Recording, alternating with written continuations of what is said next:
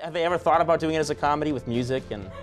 They will. They will. They will. That's yeah. next season on CBS. All right. Well, listen. He's getting them in. He's getting them in. There are few actors to have had successful careers that span decades, yet one has done so ever so exemplarily. Let's take a look at the life of Sir Michael Caine. In the movie industry, where the average career span of actors is 28.4 years, and within a range of 20 to 40 years, having a long and successful career is by no means a small feat. Looking at the movie industry the world over, not many actors can boast about their longevity in the limelight and impact on their respective industries. While these are all true, some actors and actresses have been able to stay on top of their game for the better part of a century, consistently putting out award-winning performances while leaving tear-jerking legacies. One of these actors is English-born Sir Michael Caine. Sir Michael Caine has not only lived out a fulfilling career that many would want to have, but he has also made himself an example many actors look up to. Today, we will look at the life and career of this iconic actor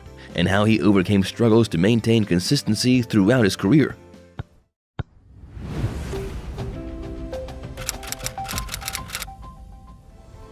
Growing up, Michael Caine was born Maurice Joseph Micklewhite on March 14, 1933, in St. Olave's Hospital in Rotherhithe, Bermondsey, South London. His parents were Ellen Frances Marie, née Burchell, and Maurice Joseph Micklewhite. His mother was a cook and chairwoman, while his father was Romani's Billingsgate fish market porter. He was raised as a Protestant by his mother. For siblings, he had a maternal half-elder brother, David William Burchell, and a full younger brother, Stanley Micklewhite. He spent his early years in Suffolk, South London, but was evacuated north to North Runcton near King's Lynn in Norfolk at the beginning of the Second World War. At Norfolk, Maurice had his first taste of what it felt like to act, as he had his acting debut in a village school in the area. After the war, his father was demobilized, and the council gave the family a home in Marshall Gardens at Elephant and Castle in Canada. This was because many of London's homes were being destroyed during the Blitz, so the council had little choice but to relocate them. Caine played the role of the father of the Ugly Stepsisters in a school production of Cinderella when he was just 10 years old. People started laughing at him because he had his fly undone, but he didn't mind. When he was 14, he walked past drama class at school and noticed that there were pretty girls there. Like all teenagers, he dreamed of kissing a girl. Even though he didn't have any confidence, he knew that actors kiss girls all the time. It was at that moment that he found his calling. Joining the army. In 1952, Maurice was called up to the British Army, and he served from 1952 to 1954. He served as a member of the Royal Fusiliers in the British Army of the Rhine headquarters in Iserlohn, West Germany, and then he went on to serve actively in the Korean War. Going to Korea, Maurice's perspective on the morals of communism was quite different, as he lost his sympathy for it as the war went by. Early beginnings as an actor.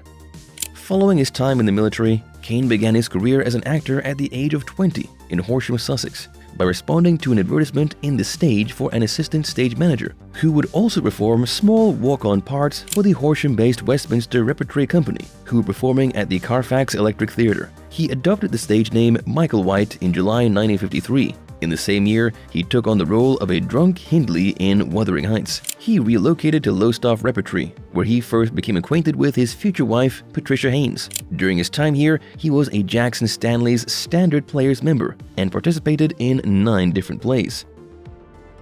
Marital woes.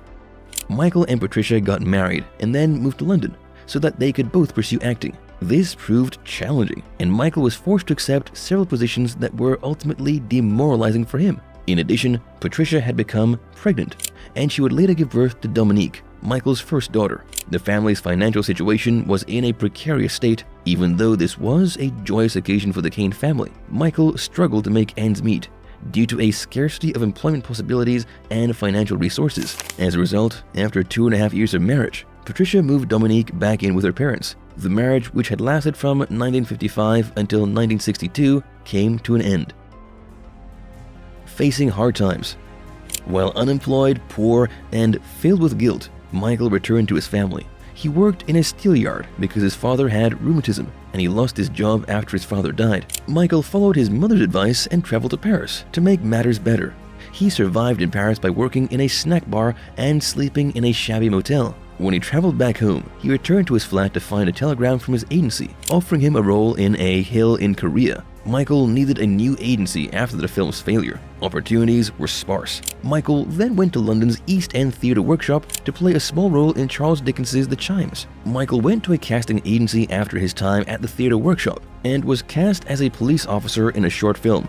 Michael had been struggling with his career for 4 years, and he was on the verge of quitting when his agency landed him a role in a TV production of The Lark. Before the audition for this movie, he took up the name Caine. He noted that he got the inspiration because another actor already bore the name Micklewhite. While sourcing for another name, he was inspired by the Caine Mutiny that was being shown at the Odeon cinema nearby. His career continued in this lackluster manner until the end of the 50s. During this period, his agent, Josephine Burton, died, and he had to get another agent. Entering the 60s, things begin to take shape. Though 1960 started rough, it ended up being Michael's best year financially. On a BBC book program, he had a little part in a dramatization of the book being discussed. This work wasn't particularly exciting, but it introduced Michael to the film's director, John McGrath, who would become a dear friend. Michael also met the man responsible for the play in which he was featured, Harold Pinter. Michael's friendship with John McGrath grew, and eventually he was cast in one of McGrath's television plays, The Compartment. Michael's ability to remember 45 minutes of conversation was displayed for all to see, making the performance a huge success. After the play had aired, Roger Moore, already well known for his role in the series Ivanhoe, approached Michael and told him that he was going to be a major celebrity. It was this evidence that validated the success of the play and Michael. Michael had 5 important TV roles that year, thanks to the success of The Compartment, and he also acted in a play written by Troy Kennedy Martin, who went on to pen the screenplay for The Italian Job. Michael had finally arrived at the West End. After one performance of Next Time I'll Sing to You, British film icon Stanley Baker came on stage to chat with Michael. He told him about a role in the film Zulu. Reviews were favorable for Zulu, so Michael was cast as the main spy in the Ipcress File, one of his most famous films. In an interview from 2016, Michael Caine stated that his favorite film of all time was Alfie. Following the viewing of an unfinished version of the Ipcress File by director Lewis Gilbert, Michael was extended an invitation to play the lead part in Alfie. Michael was able to establish himself as a real star as a direct result of the success of Alfie. This film earned him his first nomination for an Academy Award. This opened Caine to many opportunities, and it got to a time in his life when he literally did not have time for social activities as he was moving from one gig to the other. Caine featured as Charlie Croker in the 1969 comedy caper film The Italian Job. Croker led a group of Cockney criminals who had just been released from prison and planned to conduct a big job in Italy by robbing gold bullion from an armored security vehicle. There is a good case to be made that this is his most well-liked film. More success and finding love again. Michael's personal life flourished alongside his professional success when he fell in love with Shakira Baksh, a Guyanese model and former Miss World contestant he'd first seen in a television commercial for coffee. After doing some investigating, he was eventually successful in obtaining her phone number, and they quickly began dating after that. They tied the knot in 1973 and welcomed daughter Natasha into the world that same year. Towards the end of the 70s, the public criticized his run of movies, and he also noted that, at some point, he was taking up some roles just for the money. He averaged 2 movies per year during that period, and even had a movie nominated for an Academy Award. After reviewing his books, Caine found that his tax bill was nearly bankrupting him. On January 3, 1979, Michael and Shakira flew to Los Angeles after selling the mill house to Led Zeppelin's Jimmy Page for £750,000. After settling in, Michael and Shakira were inundated with social invites from friends and relatives. Michael's working conditions were still less than ideal. Success once again.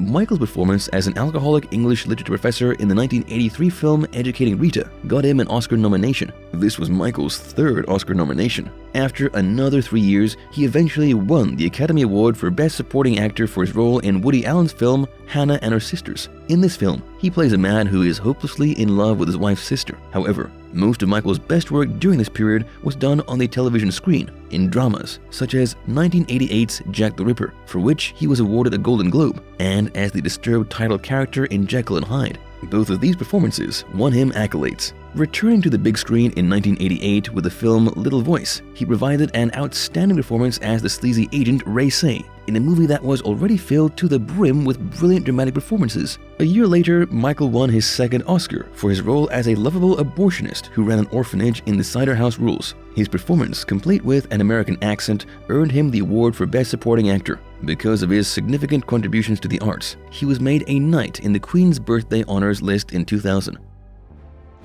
A steady legacy.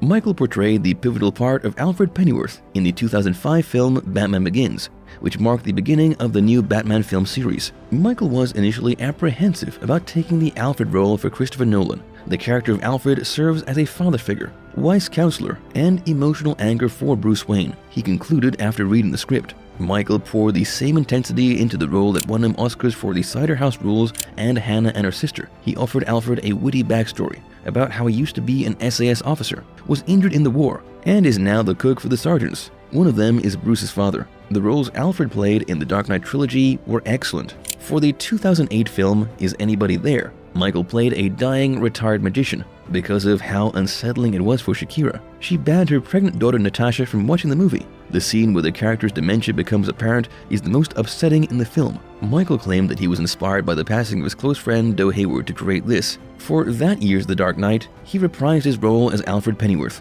Sir Michael Caine has had some more movies under his belt since his 2014 role, and they have been quite popular movies. At 89, Sir Caine is still going strong, and he is largely regarded as a global movie icon. He has had a long and fulfilling career, and is a worthy example of longevity and dedication to the art for generations to come. For more inspiring stories like this, don't forget to like and subscribe.